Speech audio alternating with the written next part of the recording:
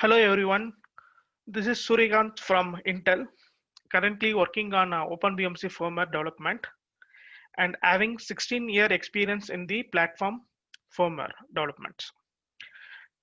Now we are going to see what is remote BIOS configuration and what is the use and how we are implementing in the OpenBMCs. This training session is prepared based on some basic assumption like people should know what is OpenBMC and dbus concepts and what is Redfish and what is IPMI, that and all. Today's agenda for this training session is first we are going to see what is EFI and what is BIOS configurations actually. Then what problem we are facing in the current scenarios and what are the main requirement for the implement the remote BIOS configurations. Then overview of the remote BIOS configurations and what is the interfaces and properties supported in the remote BIOS configurations. In the remote BIOS configurations, there are two types of update methods are there. One is a defer method, another one is the immediate update method. This two method flow will be we are going to see elaborately in the coming slides. At last, we are going to see what are the Redfish interfaces we are supporting in this remote BIOS configurations. First, what is EFI and BIOS and what is the BIOS configurations? See, this is about the, we are going to see what is a BIOS remotely, how we are configuring the BIOS things and all, right? Before we going for that, this feature, first we have to understand what is BIOS and what is the BIOS configuration. BIOS is a nothing but this is the first firmware running on the system when you press the power on. So what is the role of BIOS is to first it is identify the hardware and check the genuinity and compatibility and all. Once it check the genuinity and compatibility of the hardware, then it will configure the hardware based on the desired configuration present in the BIOS configurations. Once it's configured all the hardwares, then what it will do is it will just do the self test on the each hardwares. Then everything is fine after the configuration. Then it will connect the hardware to the operating system by providing the runtime services and exposing the ACP tables and SMBIOS tables, etc. So this is the BIOS. So EFI is nothing but it is a standard specification. This define the interface between the software and the operating system and the platform, that is a platform firmware and the hardwares. So it will replace the base BIOS, basic firmware interfaces, and it provides the standard to that, how that is hardware should be initialized and what is the things to be done, that and all. So that is the BIOS. Next, what is the BIOS settings? See, BIOS settings is nothing but it is a system settings present in the BIOS. So if BIOS settings are settings built-in option present in the BIOS that allow the user to change the system aspects and the system configurations like CPU, memory, etc. For example, if you want to configure some CPU's features, you want to enable some features, disable some features, you can do it in the BIOS settings. You want to configure the memories. For example, current DIMMs will support uh, three types of frequencies. You want to select it with the higher frequency, you can do it in the memory configurations. And you want the system to be run in the power mode or the performance mode, that you can set it in the BIOS settings. So this is the settings. This is basically the system settings present in the BIOS, which provide the functionality so that user can change the configure the hardware based on their need. That is the main purpose of this BIOS settings. Next, what problem we are facing and why that our remote BIOS configuration come into picture. So basically, there is no proper mechanism exists today to configure the BIOS settings remotely. As I said earlier, so if you want to boot the system with your desired configurations, what you have to do, you have to sit in front of your system. You have to boot the system to the BIOS setup page where you can see all the CPU settings, memory settings, etc. Then you'll do the configure the settings. You have to save the settings and you'll reboot the system. There is no remotely you can do this mechanism remotely. You have to sit in front of the system. Another thing is, even though the BMC provide the console redirection and the remote KVM and all, in this case also, user should sit in front of the terminal in order to change some system configuration in the BIOS setups. So this is the pain point for the administrator if they are having n number of systems. This is the most critical part, and this is the main problem in these things. We are solving that. Another thing is, right, we can't automate that. There is no proper tool to automate these things in this larger scale manner. So this remote BIOS configuration features, this solve the three solve these problems. First is it provide the functionality to configure the BIOS settings remotely, and we can do the automation, the system configurations with thousands of systems at the once. So this is the main purpose of this remote BIOS configuration features. In order to support this remote BIOS configuration features, these are the requirements. These are the requirements mainly we are planning in the OpenBMC. First, this is the basic functionality. It provides the mechanism to configure the BIOS settings remotely over the network interface. That means what? Any system is there, instead of a user booting to the BIOS setup page and changing the BIOS settings, BMC should provide some functionality where that BIOS settings can be accessed remotely via BMC. They can change the settings and give back to the BMC, and BMC will give to the BIOS whenever the BIOS boots. So this is the main functionality we need to support. Another thing is, another functionality is we have to provide the functionality to put that all the BIOS settings values to the default values. That means what? When a system is a non-working condition, system because of some, we change some configuration, and because of that or something happened in that happened in the system, it moved to the non-working state. That time we want to boot the system with the factory default settings. This is the main thing to recover. This is one of the troubleshooting method to recover the systems. So what we have to do is BMC should provide some functionality to inform the BIOS booted with the default settings instead of customized settings, user settings provided in the BIOS settings. So this is a functionality we have to provide. Another thing is, based on the host firmware, that is a BIOS what model supports, BMC should support intermediate update, immediate update or deferred mode, deferred update. Defer mode is nothing but whenever user gives some data to BMC, BMC will boot, BMC will get the data and give to the BIOS when the BIOS is ready and it's going for a reboot and all. So it, it will hold the data until BIOS requested. So in this case, we no need to go for the immediate reboot of the systems. So that way, this is the different model. Immediate update is nothing but whenever data is given to BMC, BMC will give that make attention to that BIOS so that BIOS can get the data and go for the reset. This is the immediate update method. So defer method will hold the data till that BIOS goes for the periodic or the scheduled reboot. Then it will give to the BIOS, and BIOS itself will get the data from the BMC and it will set the settings. In immediate update, what it will do is BMC will get once whenever that data new settings is get it from the user, it will directly give to the BIOS and BIOS will get the data and go for the reboot.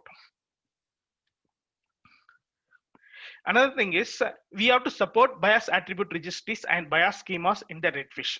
This is the two schemas which is provide that BIOS settings configurations functionality in the Redfish schema. So we have to support this both the BIOS attribute registry schema and the BIOS schemas in the Redfish. And another thing is we have to provide some functionality to change the BIOS setup password also. So BMC should provide some functionality not only for say changing the BIOS settings and also changing the secure BIOS setup password also, so that the system should be protected in the system level interfaces. So no one can no one can enter the BIOS setup without knowing the password. Okay, so another thing is BMC should able to take the default values and current BMC. That means what? BMC should be able to know what is the default values and what is the current values present in the host, and it should be exposed to the a user through out of band. Through LAN, it should be exposed to the user through out of band. Another thing is BMC should send that updated values. Any values user is changed, it is to given to the BIOS. This is the main requirement.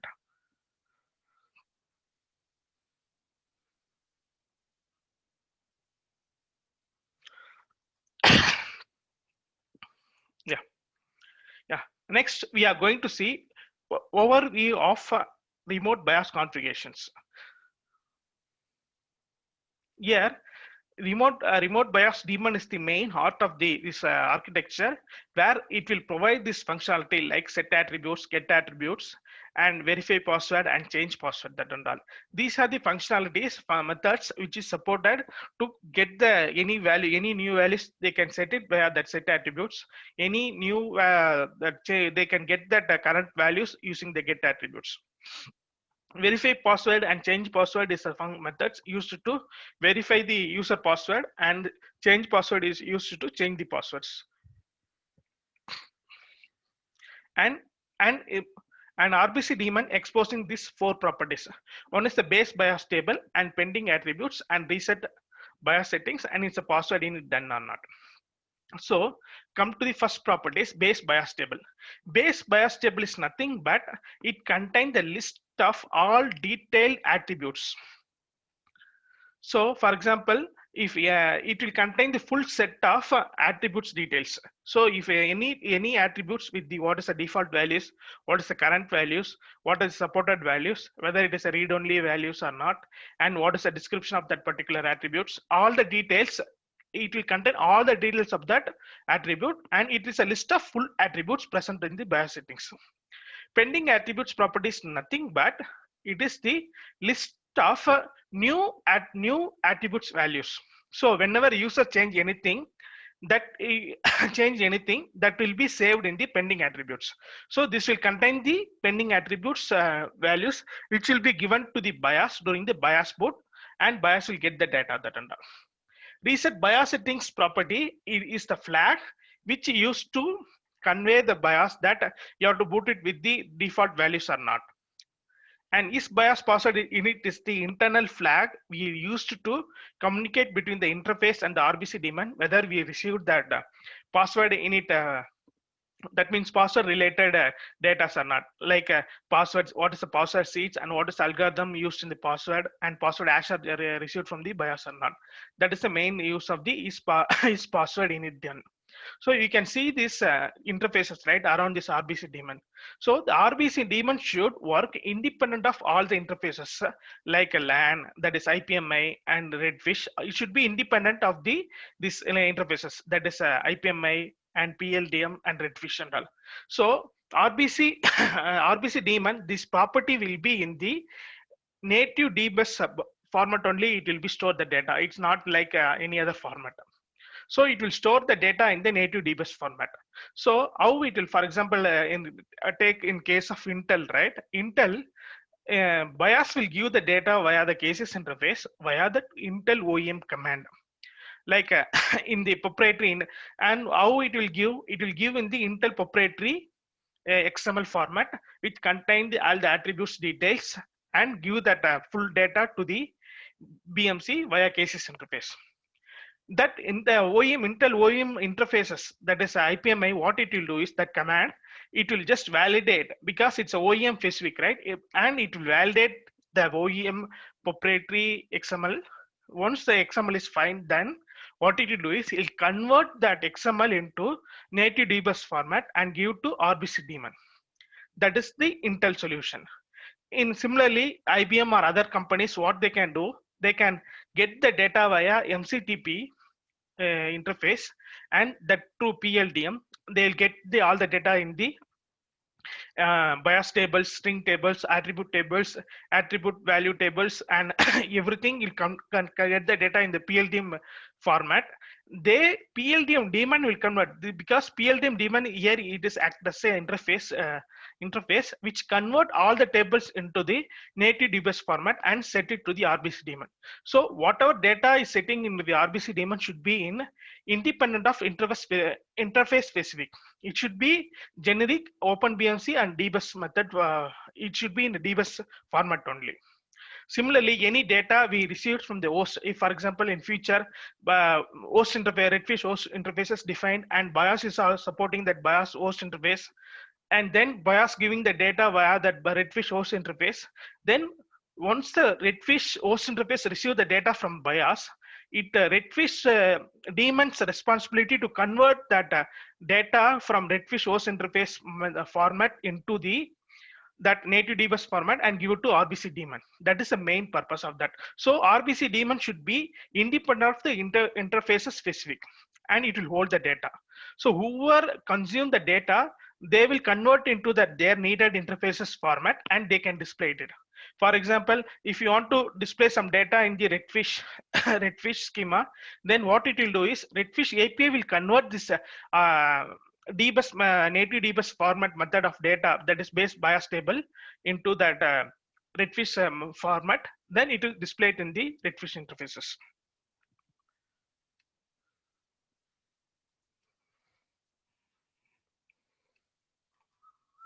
Yeah. So we are going to see what is the characteristics and what is the roles and responsibility of the remote BIOS configuration daemon. First one is the, as I said earlier, remote BIOS configuration daemon should be independent of user interface and the user interface plus and interface specific data format. For example, for example, in Intel, we are sending the data in proprietary format, that is in the IP normal Intel format, but the data we are storing in the RBC daemon should be in the native DBus format. Similarly, anything data received in the via PLDM PLDM daemon, it will be in the PLDM table format, but we have to convert that into the native DBus format and we have to store it in the RBC daemon. So any data we are retrieving from the RBC daemon will be in the native to DBus format. Another thing is RBC daemon should preserve that base BIOS table and pending attribute table in the non-volatile storage. Sorry. Yeah, base BIOS table is nothing but, as I said earlier, base BIOS table is contain full attribute details, that is what is the current value, what is the default value, what is the supported value and everything. And pending attributes is contain the list of attribute which new values. That is that it both will be stored in the non-volatile storage. Why we have to store it in the non-volatile storage? Because if a BMC goes for sudden reset or something, some crash happened in the BMC, BMC went for a reboot, then we lose this base BIOS table and pending attributes. In this case, we can't support that remote BIOS configuration because we don't know what is the attributes present in the BIOS and all. And BIOS will give this data only during the BIOS boot. Okay, so that's why we have to save this data in the non-volatile storage. Whenever system goes for the BIOS, goes for the reset or something, BMC should restore this property value and in the RBC daemon. So whenever the system BMC goes for the reset, it should restore the property values. Another thing is the pending attributes will be cleared whenever the base BIOS table data is received.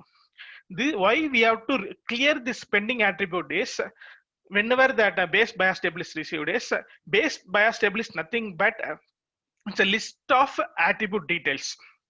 So whenever we receive the new attribute details, we have to clear that pending already existing pending attribute list. Why? Because this pending attribute list will be created based on the old base BIOS table. So we have to clear that, and we have to get the we have to get the new values based on the new base BIOS table. So we have to clear that base pending attributes.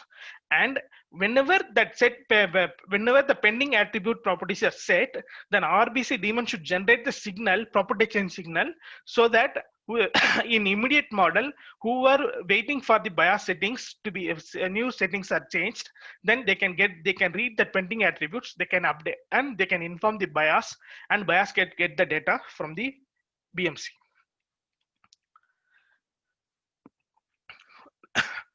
These are the two interfaces we are supporting in the RBC daemons. One is the RBC manager, another one is the RBC password. So main use of the RBC manager is exposing the two methods. One is the set attributes, which is used to set the bias attribute with the new values. So in the set attribute, the input parameter is we have to give that attribute name and what is the new value going to set it for that particular attribute. In get attribute will give that it will give that what is that attribute name and what is the current value and pending values based on the your given attribute name. So input parameter for the set is sorry, input parameter for the set is attribute name you will give, and you will give the new values, that is for set attribute. In get attribute you will give that attribute name, so that you will retrieve the what is the current value of that particular attribute in the bias, and any pending values are there, then you can get it in the get attribute methods. And these are the three properties we are exposing in the this RBC managers. One is the reset bias settings. This is the flag which is used to indicate to the bias whether we have to go for the factory default settings or not. That is a flag we are used. Another thing is the base bias table. The base bias table is to store all the bias attributes with full details. So this will contain the full attributes and with the full details. And pending attributes, that will pending attribute property which store the new bias attribute values. That means it will contain the new bias attributes plus the new values that and all. And both base bias table and pending attributes will be in the native to dbus format. Yeah, another interface is the password interfaces. This expose the two methods. One is the verify password, another one is the change password. Change password is used to change the bias setting password. In this change password, we have to give the old password also. So in the old password, we have to verify whether the old password is valid or not based on the bias given bias password hash. So what we have to do whenever change password is called using the old password plus new password, we have to verify the old password with the bias given hash, and we have how we will do is we will compute the new hash based on the user given new password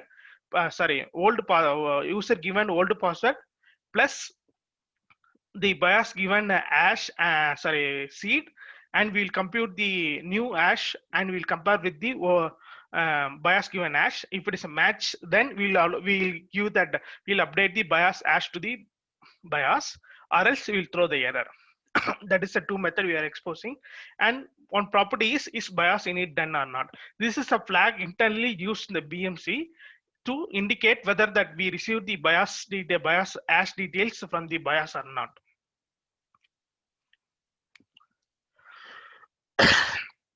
Okay. Next, as I said earlier, there are two types of update model is we are supporting. One is the deferred update model, another one is the immediate update model. Deferred update in the Intel, we are supporting the deferred update model. What is the main advantage of deferred update model is when whatever the user given the data will be stored in the BMC.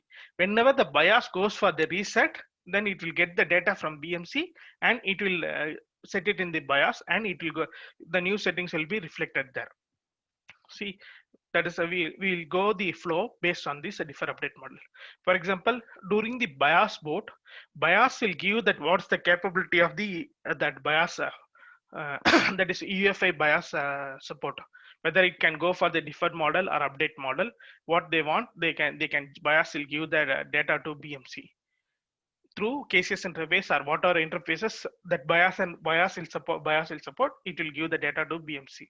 Once it's give that, and it can give any one of that data, any one of the way bias can give the data attribute full attributes details to the BMC.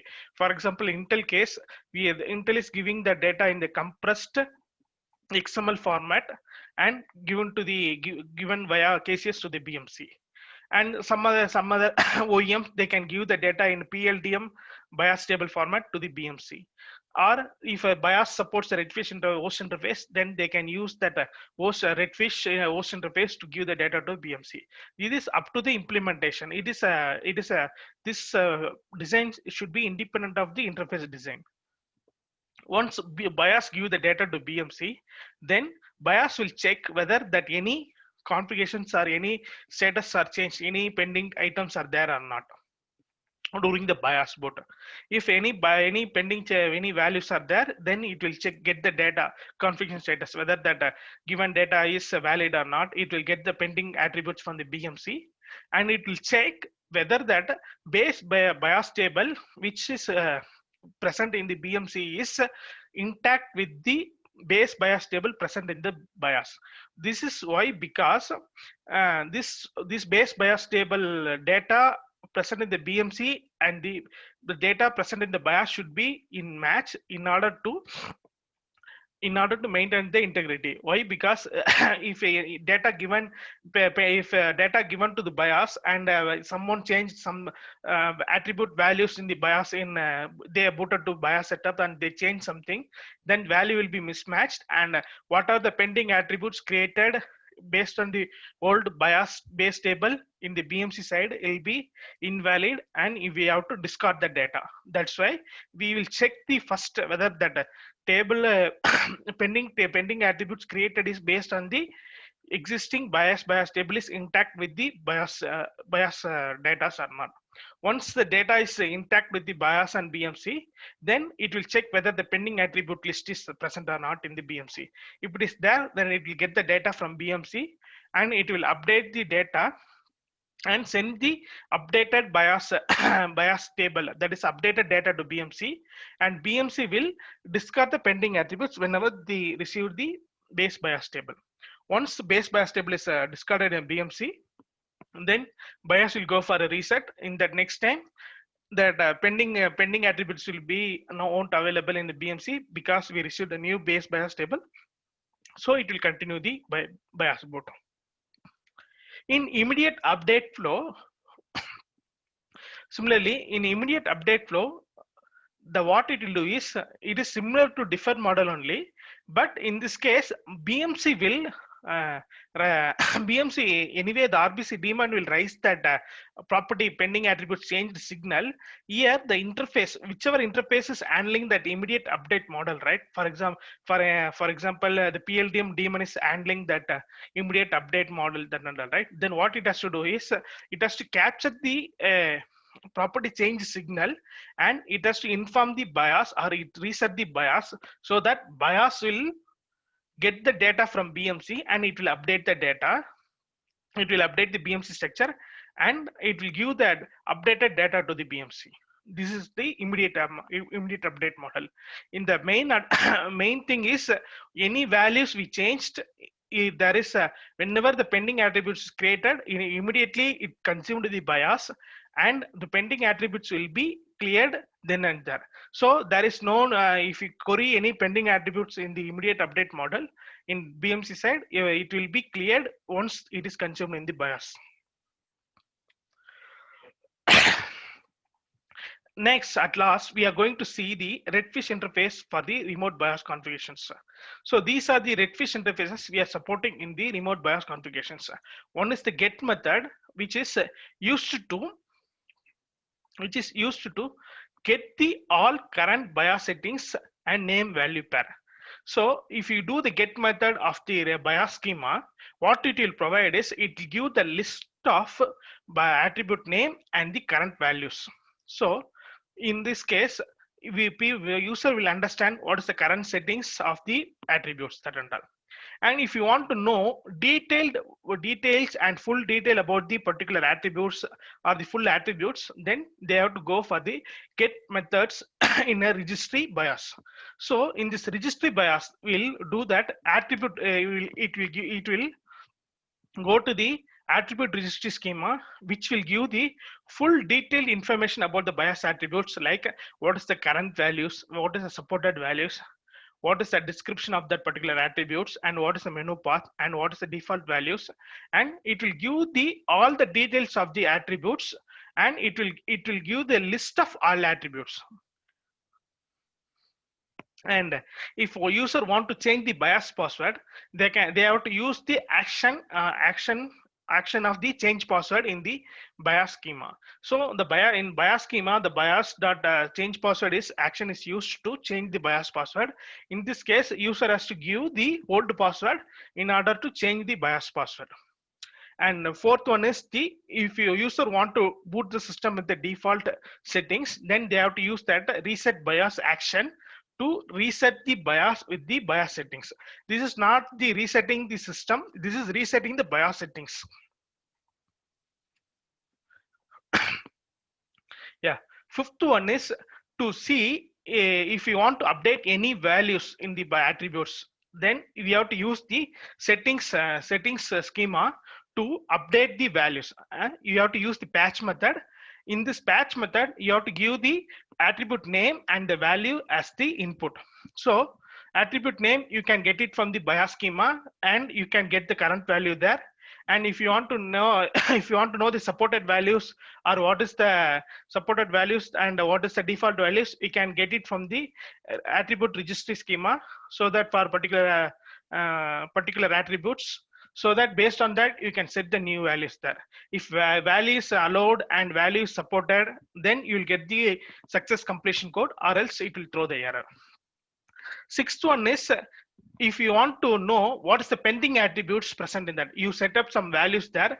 Since the values are present in the BMC itself, these values are not affected in the bias, so the value will be present in the BMC itself. So you want to query that what is the new pending values, then what you have to do is you have to use the get method in the settings. So this is valid only in the defer model, as the values are retained on in the BMC, and it will give to bias whenever the bias is going for the periodic reset, or the bias is going for the reset.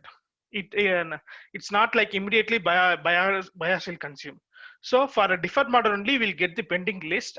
For an immediate update model, what you will get is it will be empty. You won't get it because all the values will be consumed immediately. And last one is the update and new settings. See, in the fifth one, we are setting the settings only one by one, right? In the patch method. Similarly, we can do it there settings with the multiple attributes also we can set at a time. How we have to do is you have to give all the data in the name value pair. That is, we have to give the attribute name colon value. Similarly, you have to give that full list of attribute name values. Then all the values will be directly given to BMC. Then BMC will hold that data in the pending attribute list. If it is immediate, means it will immediately raise the property change signal. Then that PLDM daemon will read that pending attribute list and give it to bias. Or else, if it is a deferred model, then BMC will hold till that bias request. This is the example of the redfish attributes. For example, here, right?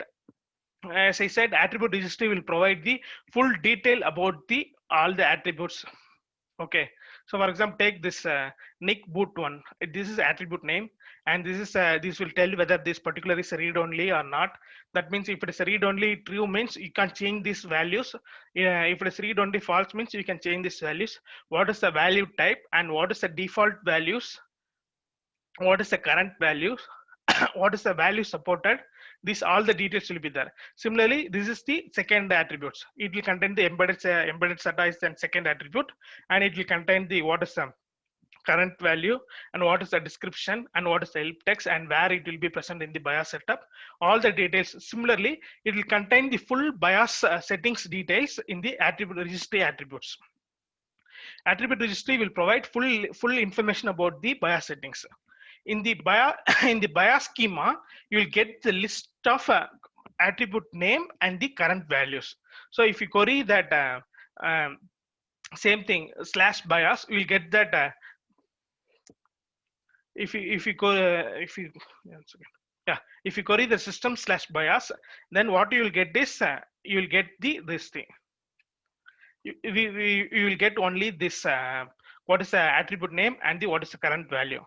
So using the settings, you can do that where you can set the new values there. In the settings schema, what you can do is we can just give that new attribute name and new value based on the attribute registry from the supported values. If you give, then if you call the patch method with the settings, you can set the new values. If you do the patch get method in the settings, you will get the pending values.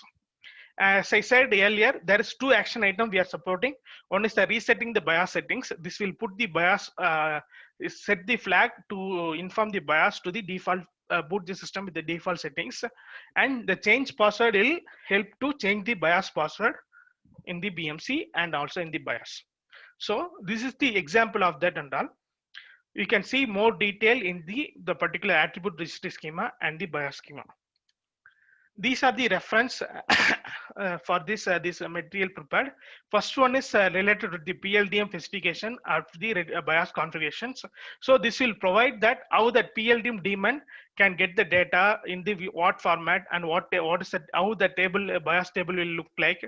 This will provide the full information about the PLDM BIOS configurations. Second one is detailed about the BIOS schema. Third one is detailed about the attribute registry schema. Attribute registry schema will provide the full information about the detailed information about the attributes. The BIOS schema will provide the action items and the news, how we have to set the new values that and all it will provide. And fourth one will give the redfish YouTube link, which will explain about the how that redfish works with the BIOS configuration and all. It will it is prepared by the HP for the in the redfish tutorial. It will be very useful if you want to understand how that redfish works and how they are get method and how we have to give the data in get and patch method. Then this fourth link will work help you for you. Fifth one is general about the what is BIOS firmware. To understand what is BIOS and what is the main role of the BIOS that and all, you can able to get it in the fifth. Sixth one tell about the full detailed about the that redfish schemas. What is the actually what are the supported values and how it will be configured. All the details will be present in the sixth one. Seventh one is the design document for the remote BIOS configuration. This will provide the full detailed design document of the redfish BIOS configuration planning to implement in the OpenBMC, and this will contain the Intel solution also, the proprietary Intel solution also. Eighth one will provide you the full details about the dbus interfaces which is used in the BIOS RBC daemon. That is, as I said, right, that how that RBC manages and password interfaces works, and how that what is the structure of native dbus structures, and all the details will be present here.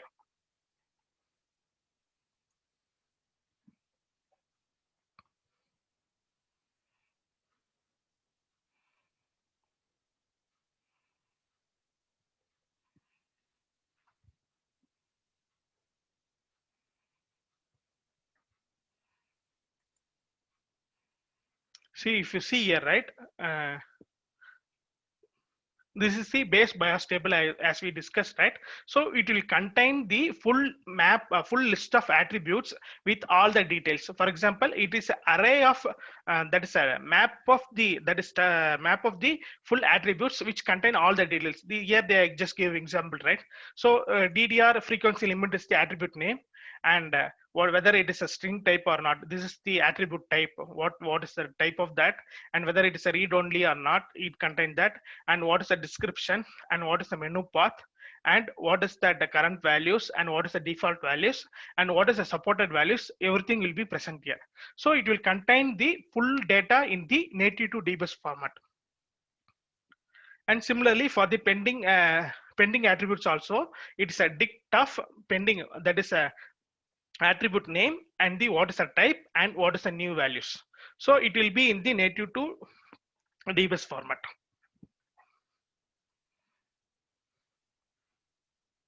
Any questions? Thanks everyone. Thanks for your patience, and please send a mail to me if you have any doubts or any queries. I can respond to you back with the full details. Thank you very much.